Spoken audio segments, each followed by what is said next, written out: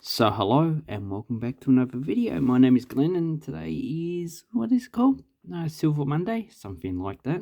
Yeah, I do collect silver coins. I also sell them as well, just like most of these. Most of these are for resale. But two of them I like to keep, and you might be tempting, oh, which one you're going to keep? You're going to get the ones in high grade, you're going to keep the Newfoundland. No, I want to keep these ones. So I am currently trying to get a whole set of these 100-year of Canada coins. Even though Canada coins minted with Canada on it started in 1858, the Federation pretty much came around in 1867. So this one is a Bobcat, quite a nice coin, 80% silver, and this one's slightly rotated. So if you take it like that, spin it around, you can see it's rotated. If you want to, so I take out this Comoros coin. So if you wanted to, use something which gives you a better observation of a rotation, you put it in a flip and wait for the train to go past. So obviously you don't leave the hair in there, and then you turn it around and you can see it's rotated. So that's actually fallen, and it's also rotated again. But so you need to keep it tight. Obviously a smaller flip than this one, or 2x2, and as you can see that's rotated, so that's quite good. And here we have one, I think this is tuna. So this is the 10-cent from 1967. Now these ones are not scarce. I think for each of these denominations below 50 cent, I think 50 cent had about 4 to 5 million. This one had about, I think, 38 million or 48 million. This is the same. So these should be fairly common to get. And back in the 60s and 70s, these would have been common in your coinage. Even though now they're not, but they, because they're 80% silver, they're worth a lot more than the actual bullion value. Okay, so one of the better coins that I have is the Canadian 1 cent coin, 1917. So this one's pretty much uncirculated in this condition, and how I tell that is the maple leaves going around. Yes, and I do have some maple syrup and the actual crown. So you can see it's got 8 beads. If you're not too familiar with the actual beads, if you look at the crown itself, and I think my phone's dying, what you need to do, so we've got 2, 4, 6, 8, and you can see there's 1 diamond, 2 diamonds, 3 diamonds. So 8 beads, 3 diamonds, and that's one of the standards that they use to grade this coin, as well as the relief there. So this is probably almost uncirculated to EF, depending on what country you are grading the coin in. In Australia, it's probably almost uncirculated. But that's nice. So that's worth, probably at least $10 to $20. Then we have other coins. So we have the 10 cent and the 25 cent. The 5-cent coin, they changed from a silver to a nickel coin in 1922. So when you use the Numismatic catalog, make sure you get rid of all the junk, so the non-circulating patterns, tokens. If you are interested in that stuff, I just call probably patterns and tokens, but non-circulating is pretty much, a lot of it's just trash. So I like to put in a circulating coin, and as you can see, it comes up with all these different types of coins. Obviously Canada hasn't issued the 1 cent since 2012, so that's 11 years. Okay, last year 5 cent, 5 cent. Okay, then we have the nickel 22, and it gives you all different information. So it also gives you mintages. So if we look at the 10 cent coin, so this one has a schooner, and as you can see, it's not that good. we'll look on the other years, but this one I just want to talk about. This one, if you look at the date, it has a maple leaf at the end. So this says 1947, but it was minted in 1948. Now, I have no idea why they've done that.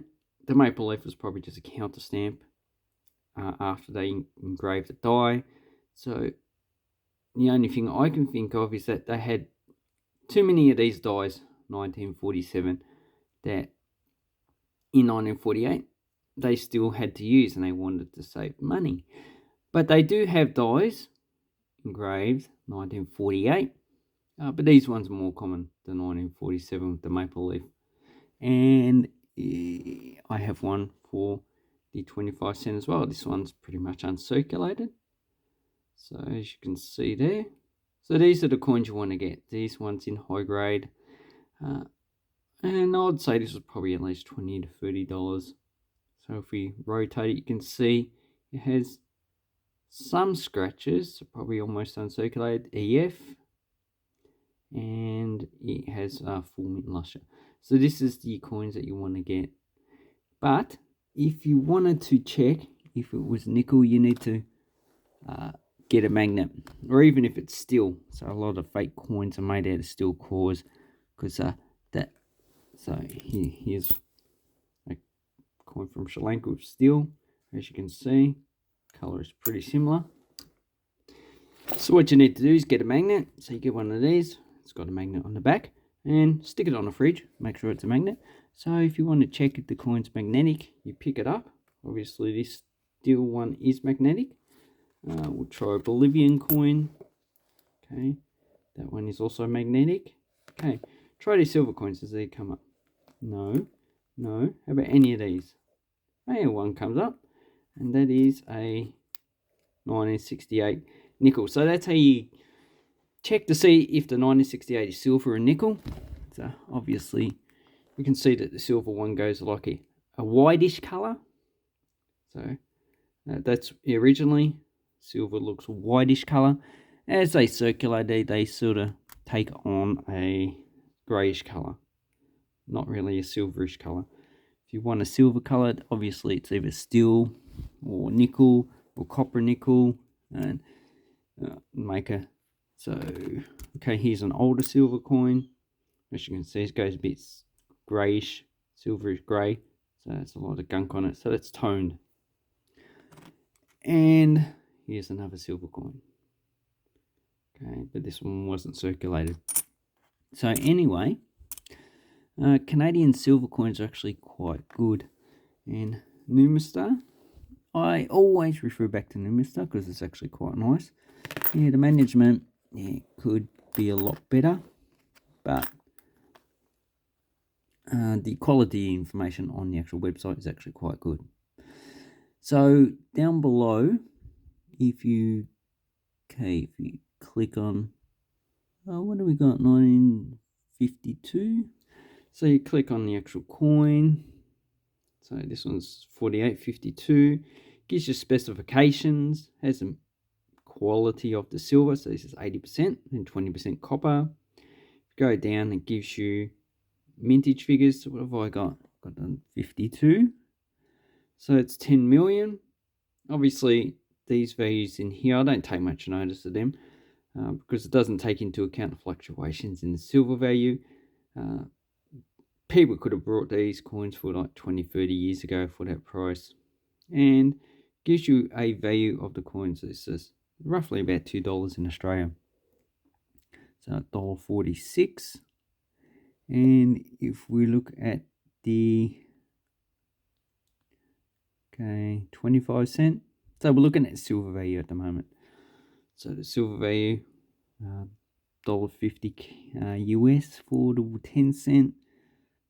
And the quarter, looking at about $3.60. So it's about $5 Australian. So basically for these coins, if you can get them for, in this grade, for $2 for this coin, $5 for this coin, it's pretty much silver value. It does fluctuate, but if you're getting high quality coins like these ones, you'll be paying a bit more. So what is this boat? I know it's a schooner, I think it's a blue rose or something like that. Let's have a look. On Noomister again. Oh yeah, blue nose sailboat from Nova Scotia. So that's, yeah, I'm not really wrapped in boats. Actually, I don't like boats at all. So that's just me. So 1962, 66. Yeah, high mint coins, but these are the ones that you want. As you can see, the effigy is quite good. So EF almost uncirculated. So these are definitely worth more than silver value. Then we have so this one's probably silver value 1949. As you can see, it's well circulated, has some damage on the side. This is the nickel coin. So in 1968, there are 4 different coins. There's 2 of them are silver, 50% silver, and 2 of them are nickel. And as I said, you check the nickel by using a magnet. Silver doesn't stick to a magnet. And there's also reading. So if you get the box shape reading, so for that you need to go to Noomister again. So this one is the Philadelphia. So if the reading has a, so you need to get rid of the background so the camera doesn't focus. So this one has a box shape reading. I'll show you in a minute. So that's Philadelphia 1968. And if you're into getting sets, you need to get the ones issued from Ottawa. So here we have the Ottawa, then we have the Philadelphia. If you click on any one of these, it just shows you what they mean. So here we have the information. So the Ottawa has V-shaped and the Philadelphia has U-shaped. So there's difference in the reading. There is no mint mark or anything like that on the 10-cent coin. To differentiate the coins a lot easier, this is pretty much the only way. So, and they also have that on the quarter as well. So the 1947, this is actually quite nice. I think there's like 4 or 5 million, as you can see there. And then we have 1953, so first year of Elizabeth II. Doesn't have the maple, but as you can see, probably EF, it's almost uncirculated. Also, roughly, that depends on the country as well as the collector. Then we have 1965. So this looks like a proof coin. It's probably just can't find any information on proof sets for 1965 because it's frosted, but it could just be a standard circulation coin. And here with a 1968, so this is 50% silver, as you can see. They did issue nickel coins in that year, but if you put a magnet to it, it doesn't pick it up. So if it was a steel coin with steel core, just, you know, sometimes they do make fake coins that look a bit yellow, it would also be magnetized. Okay, so that one's nice, probably $10 to $20, 1951. So if you wanted to stack silver in Canada, or even just stack Canadian silver, this is what you'll be getting. But these will be more common in Canada and probably United States and in Australia. So that's quite nice, if I say so myself. Then we have the 20 cent from Newfoundland. So this is the last year of issue with that. In 1917, they issued a 25 cent to make it in line with Canadian coins. Although they didn't change the 5 cent coin and left that as a small silver one up until 1948 when they adopted Canadian currency, when they joined the Canadian Federation. So that's quite nice. It's probably worth about $20 or so. I think it's like 200,000 or something minted. And that's basically it. If you wanted to stack Canadian coins, they're not too hard to get. So if we're looking at the value of all these coins, now we're talking about 5, 10, 15, 20, 25, 2, 4, 6, 8, 10.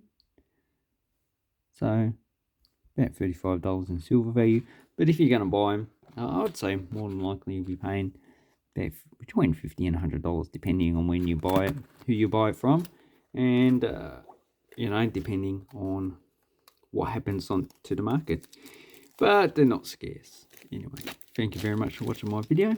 Hope this helps you with your coins, and maybe it will get you interested in Canadian coins. Me, I'm not that interested, but other people are. But, you know, as silver, they're very interesting to collect. Thank you and goodbye.